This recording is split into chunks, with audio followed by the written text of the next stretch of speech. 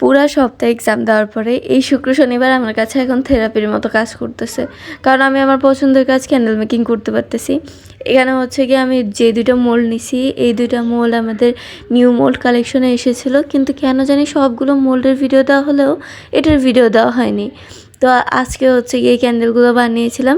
টি light শেপের ক্যান্ডেলগুলো তো আপনারা সবাই চেনেন, তো ওইগুলোতেই বসানোর জন্য মেনলি এই ছোটো ছোটো ক্যান্ডেলগুলো বানানো। এগুলো দেখতে একদম স্নোম্যানের মতো। একটা পিঙ্ক কালার বানিয়েছিলাম আর একটা পার্পল কালার বানিয়েছিলাম।